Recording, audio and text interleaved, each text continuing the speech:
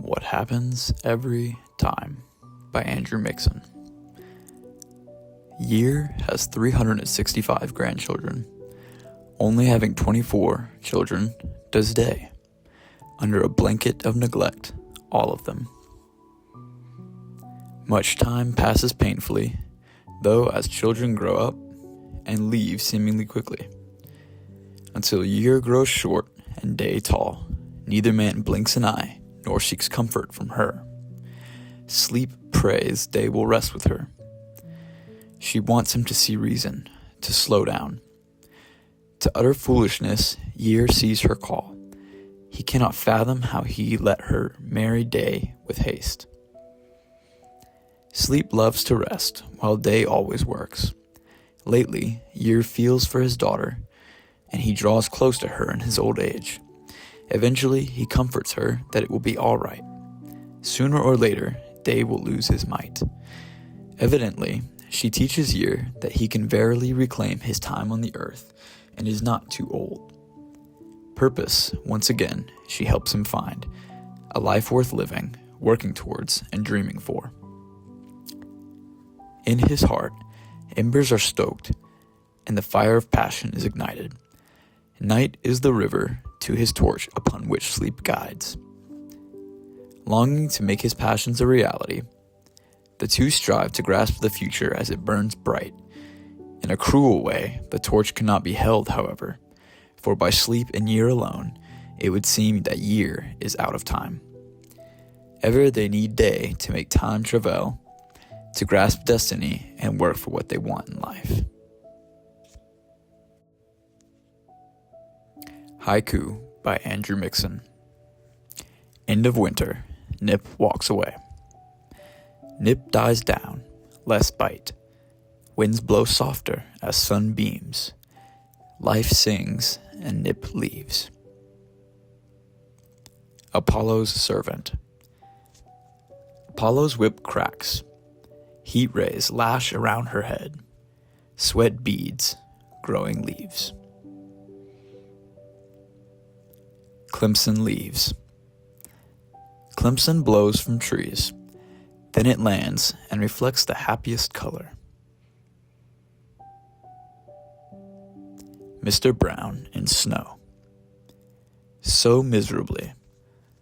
The thick white coat stays, and my arms ache from the weight.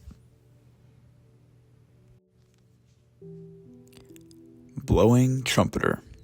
A blank verse by Mr. Cool. Can Mark his practice end? The horn commands him, lips reduced to rags with rings around. The red metallic proof inside persists. His thinning lungs defeat a rattle breath. Heroic Couplets by Mr. Cool. Gotham Custodian. Embodiment of vengeance daunts the cowl of black and sharp, of just and patient prowl. Clown Prince of Crime. You, purple prince of painted laughter, are a clown with jokes of murder in a car. Forever seeking the other half of the dark coin. In time, intoxicating laughter, green with illness, lusts to kill the bat unseen. He listens to my stories. A Petrarchan sonnet by Andrew Mixon. On white we sat, the benches in the park, and young was I, yet Grandpa did incline to me an ear so wide, a mind to dine on stories of my mind, my myths in dark, until he offered light, adventure marks, and glows on eyes so blue, so fine, for legends full of life, of love, sublime. His growing grin of words my lungs did hark. Connection seems so barely strung between the true, my Grandpa James, and me. Although the one before reminds me of them all, my grand, yes he, who made me feel so seen, is Grandpa, father, brother, friend, And so on him for my tales for all their ears do fall. Vast starry night, heaven seen from earth. An ekphrastic free verse by Andrew Mixon. O God, I am to fear hell, I am to love you. Why does life torment my soul? Why does anguish encroach upon my only heart?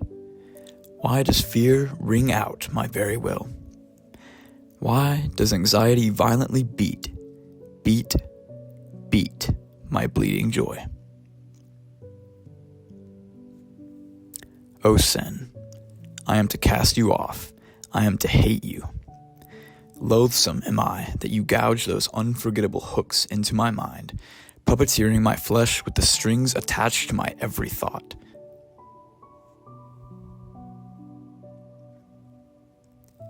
Father, I feel so small, yet encompassing all of life itself is hurt, yet encompassing the world itself is hurt.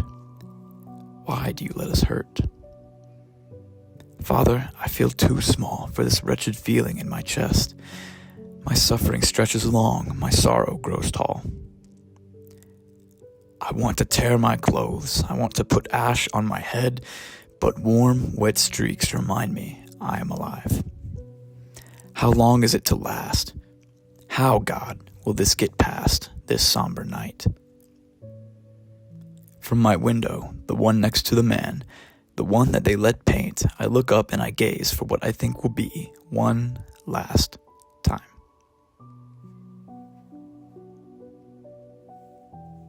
Oh God, my Father, in my bleakest, in my darkest, in my broken, in my most empty, you are here. Looking now at this vast, this starry night, my eyes are enveloped by your creation. Vast, starry night, oh how vast indeed. Oh yes, more vast than anything I might ever perceive. Am I but a speck on God's great green earth? Am I but a grain on God's endless beach of time? Am I but a small star on God's painting of his vastness? Is the pain in my heart forever? God's stars are all so far, so far, from me, from each other. How do they illuminate the sky? I see now, his vastness is more grand, his power is more great, his majesty is more glorious and more beautiful than the world. Tonight, I give my heart to you. O God, tonight, Father, I lift up my hands to you. My heart rested in my hands, but now I put it in yours. Let your vastness ignite it. Let your vastness illuminate it. Let your vastness envelop it. Let your vastness fill it. Thank you, O God, for this vast starry night. I must tell my friend, the one who paints about what I have seen.